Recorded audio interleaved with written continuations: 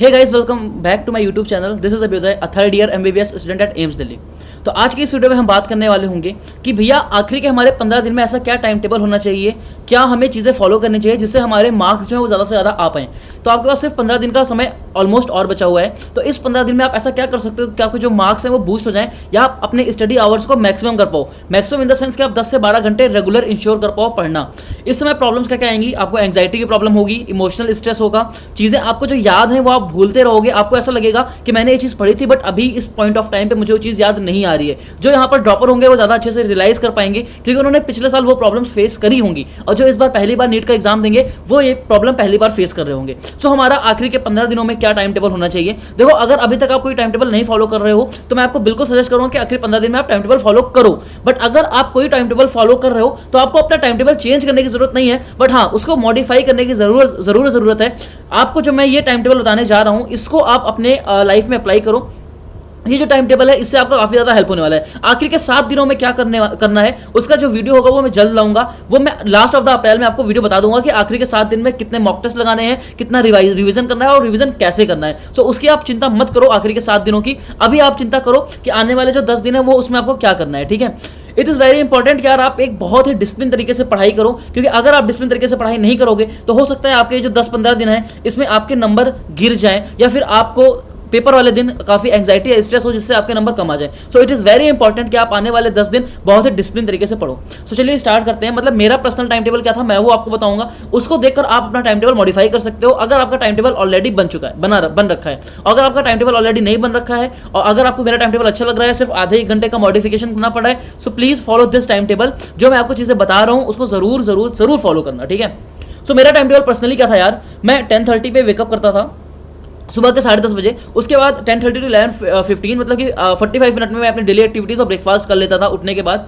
उसके बाद मैं 2 घंटे का एक स्टडी लेता था जिसमें मेरा पर्टिकुलरली मैं बताऊं, अगर मैं सब्जेक्ट की बात करूं तो यार मैं कोशिश करता था इनऑर्गेनिक केमिस्ट्री, जो कि काफ़ी रटने वाली चीज़ें होती थी, वो मैं शुरू के 2 घंटे में करता था। मतलब बायोलॉजी के जो भी रटने वाले पोर्शंस हैं, इनऑर्गेनिक केमिस्ट्री जो भी याद करने वाली चीज़ है, वो स्टार्टिंग सुबह उठते ही 2 घंटे कर लो, क्योंकि उस समय क्या होता है आपका माइंड बहुत ज़्यादा तेज चल रहा होता है और आपको जो चीज़ें हैं वो काफ़ी अच्छे से आप याद कर पाओगे और रिवाइज बहुत फास्ट कर पाओगे। सो इनऑर्गेनिक केमिस्ट्री, बायोलॉजी जो भी आपको रिवाइज करनी है, जो भी चैप्टर आपको पढ़ना है, जो भी चैप्टर आपका वीक रह गया है, जो भी आपका वीक टॉपिक है, उसको आप सुबह के 2 घंटे में मेरे दोस्त कर लो। ठीक है, फिर उसके बाद 1:15 to 2 आप लंच पे जाओ। आप 45 मिनट का लंच लो। लंच में आप क्या कहते हैं कोई भी वीडियो देख सकते हो यूट्यूब के ऊपर, या फिर आप अपने मनपसंद गाने सुन सकते हो, या फिर आप जो भी कर सकते हो। देखो, it will work as a reward.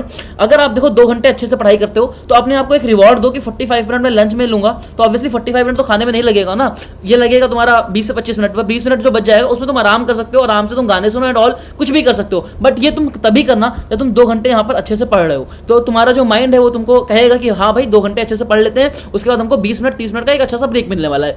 तो आपको एक जो ब्रेक है 45 मिनट का वो जरूर रखना है लंच का। देन उसके बाद आपको पता है कि आपका जो नीट का एग्जामिनेशन है वो 2 से 5:20 तक होगा, मतलब 2 से 5:30 अगर मैं बताऊं तो होने वाला है। तो आप वहां पर एक मॉक टेस्ट जरूर लगाओ यार। एटलीस्ट इस अप्रैल के महीने में आप डेली एक मॉक टेस्ट तो देना ही देना है। ठीक है, मॉक टेस्ट से क्या होगा यार, आपका कॉन्फिडेंस बूस्ट होगा, आपको रियल एग्जाम की प्रैक्टिस होगी, आपको घर पे बैठे। सो आपको मॉक टेस्ट तो देने ही देने हैं। सो 2 to 5:30 आपको मॉक नंबर 1 देना है। ठीक है, पहला आप मॉक टेस्ट दो, उसके बाद आप 1 घंटे का ब्रेक लो, उसमें आप मॉक एनालिसिस करो। ब्रेक इज द लाइक कि आप चाय पी रहे हो, साथ साथ मॉक एनालिसिस कर रहे हो कि आपके क्या क्या क्वेश्चन गलत हुए तो क्यों हुए, किन टॉपिक से वो क्वेश्चन गलत हुए, और उसको आप लिख रहे हो एक जगह पर कि हाँ मेरे माइंड में आप इंश्योर करो कि ये मेरे टॉपिक गलत हुए। लेट्स से मेरा प्लांट ग्रोथ एंड डेवलपमेंट में ये वाला टॉपिक गलत हुआ है तो मैं इस वाले टॉपिक को पढ़ूंगा, या फिर मैं सारी चीजें आप लिख लो। ठीक है, फिर उसके बाद आप क्या कर सकते हो, एक मॉक टेस्ट और दो। अगर आपके पास क्या कहते हैं आपके नंबर अच्छे आ रहे हैं, लेट्स से आपके 650 प्लस आ रहे हैं, सो आई विल डेफिनेटली से कि आप 2 मॉक टेस्ट में दो ही। बट अगर आपके 650 से कम आ रहे हैं, या आपको लग रहा है कि आपका जो मॉक में नंबर कम आ रहा है, it is due to lack of revision, so आप क्या करो, जो 6:30 to 9:30 का सेकंड स्लॉट है उसमें आप मॉक टेस्ट देने के बजाय आप उसमें रिवीजन करो। किन चीजों का रिवीजन करो? वो टॉपिक्स जो आपके गलत हो रहे हैं बार बार एग्जाम में, या जिसमें आपको लगता है कि इन चैप्टर्स में आपका लैक ऑफ रिवीजन है। सो आप सेकंड स्लॉट में जो 6:30 to 9:30 का स्लॉट है, मॉक वाला स्लॉट, उसमें आप मॉक ना देकर आप रिवीजन रिवीजन पे फोकस करो। पर जिन बच्चों के नंबर अच्छे आ रहे हैं वो जरूर मॉक टेस्ट दें, ठीक है। फिर उसके बाद मैं बात करूँ 9:30 to 10:30, उसमें आप डिनर ब्रेक लो 1 घंटे का। देखो आपके 2 स्लॉट्स हो गए, क्या कहते हैं, 3.5 घंटे का, मतलब 6.5 घंटे आपने पढ़ लिए इधर, और 2 घंटे आपने सुबह उठ के ही पढ़ लिए थे, मतलब कि आपने 8.5 से 9 घंटे सुबह तक पढ़ लिए होंगे, which is a good number कि आप डिनर करने से पहले 8.5 से 9 घंटे पढ़ रखे हो। उसके बाद आप डिनर 1 घंटा ब्रेक लो, डिनर करो, वही वहां पे भी सेम चीज है, आधे घंटे में आपका डिनर हो जाएगा, आधे घंटे आप डिनर के बाद चल सकते हो। डिनर के बाद अपने दोस्तों से बात करो, क्या उन्होंने टेस्ट दिया, उनके कितने नंबर आए, आपके कितने नंबर आए। देखो थोड़ा बहुत कंपैरिजन कर सकते हो, मैं ये नहीं कह रहा कि आप उससे कंपेयर करने लग जाओ, ऑब्वियसली जो आपका कंपैरिजन है वो खुद से होना चाहिए at the end of the day. But मैं ये जरूर कहूंगा कि यार कि आपके दोस्त के कितने नंबर आ रहे हैं, उससे बात करो, उससे पूछो कि यार तुम्हारे कौन कौन से टॉपिक गलत हो रहे हैं, क्या तुम्हारा ये वाला क्वेश्चन गलत हो। कभी कभी क्या होता है ना कि जो तुम्हारे दोस्त को नहीं आता वो शायद तुमको भी ना आता हो, तो उसकी गलतियों से तुम भी सीख सकते हो। सो इट इज गुड कि आपके आखिरी दिन में एक फ्रेंड होना मिनिमम मस्ट है, जरूरी है, क्योंकि अगर आपका कोई फ्रेंड नहीं होगा तो आपको क्या लगेगा, आपको बहुत डिप्रेशन हो जाएगा यार। आपको कभी कभी ऐसा लगेगा कि आपके 650 आए, अगले पेपर में मान लो मार्क्स फ्लक्चुएट होकर 600 आ गए, तो यू विल फील कि यार ये सिर्फ मेरे साथ होता है। But it is not like you कि ये सिर्फ तुम्हारे साथ नहीं होता। जो भी अगर वो एग्जाम दे रहा होगा, अगर पेपर टफ आया होगा तो उसके भी मार्क्स कहीं ना कहीं ड्रॉप जरूर होंगे। So it is good, it is wise कि आपका जो पेपर दे रहा है, आपके साथ का जो बंदा है, उससे आप कहीं ना कहीं दिन में एक बार बात जरूर करो। बट वो बात इतनी लंबी भी नहीं होनी चाहिए कि वो टाइम वेस्टेज लगे। 10 से 15 मिनट बात करो, इट इज इनफ।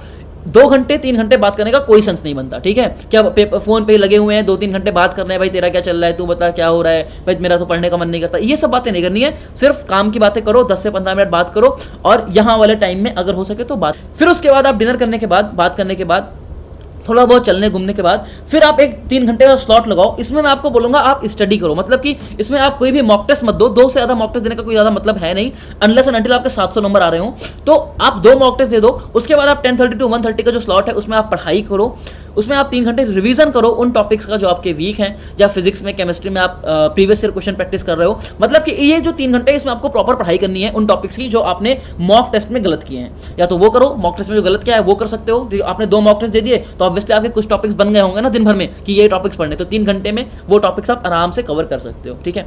उसके बाद आप 1.5 से 2 एक और ब्रेक ले सकते हो, आधे घंटे का। इस ब्रेक में आप क्या कर सकते हो, इस ब्रेक में कुछ नहीं, यार आप 3 घंटे पढ़ के थक जाओगे तो आप 1.5 से 2 एक आधे घंटे का ब्रेक लो। उसमें आप थोड़े गाने वाने सुन सकते हो, थोड़ा बहुत वॉक कर सकते हो। मैं जानता हूँ बहुत लोग यहाँ पे शायद इतनी रात तक ना जगते हो, तो वही मैं कह रहा हूँ कि अपने हिसाब से टाइम टेबल मॉडिफाई करो, बट सम वॉट आप टाइमिंग चेंज करो। बट यार आप ना ये जो ब्रेक्स हैं, डिनर है, मॉक टेस्ट है, इसको आप वैसे ही रहने दो तो ज़्यादा अच्छा होगा, ठीक है। आप बस खाली टाइम चेंज कर सकते हो।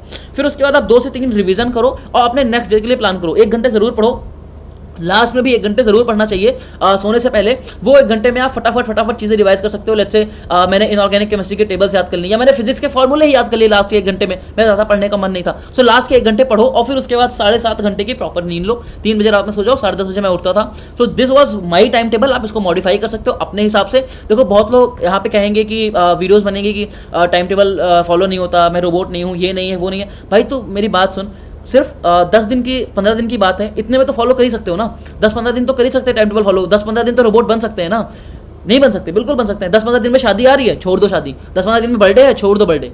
कोई मतलब नहीं है बर्थडे शादी अटेंड करने का, अनलेस एंड अनटिल तुम्हारा नीट में अच्छी रैंक नहीं आती है, ठीक है। अगली बार कम से कम जहाँ शादी में जाओगे वहाँ पर सर उठा के जा पाओगे कि आई एम MBBS स्टूडेंट। लोग बोलेंगे कि डॉक्टर साहब आ गए। So do you want that feeling, या तुम्हें अभी शादी अटेंड करके उस समय ये जाके फीलिंग दिलानी है कि यार अभी भी मैं नीट की तैयारी कर रहा हूँ, तो लोग मजे लेंगे। हाँ भाई, तू 2 साल पहले भी नीट की तैयारी कर रहा था, अभी भी वही कर रहा है। So it's the decision is on you कि तुम्हें इन 15 दिनों में क्या करना है, ठीक है। सो 15 दिन मैं आपको यही कहूंगा कि यार अच्छे से पढ़ लो। फिर उसके बाद आने वाली जो लाइफ है वो काफ़ी इज्जत की लाइफ होगी। आप एक बार आप नीट का एग्जाम क्वालिफाई कर लो, ठीक है। जितने भी लोग हैं यार अभी मैं जानता हूँ कि बहुत हाई एंड है, बहुत टफ समय चल रहा है, बट यार हिम्मत मत हार लो दोस्त। जितना हो सकता है उतना पढ़ाई करो और ज़्यादा से ज़्यादा टाइम टेबल फॉलो करने की कोशिश करो। बिल्कुल भी स्ट्रेस नहीं लेना है इस समय। चलो, और मैं और वीडियोज़ आपके लिए लाता रहूँगा जो आपके लिए हेल्पफुल होंगी, जो मुझे लगता है कि आपको इस समय पर पता होगी। वो वीडियोज़ मैं आपके लिए ज़रूर लाऊंगा, और आखिर के 15 दिनों में मैं आपके साथ हूँ। सो डोंट वरी, और मिलते हैं अपने नेक्स्ट वीडियो में। चलो तब तक के लिए बाय बाय।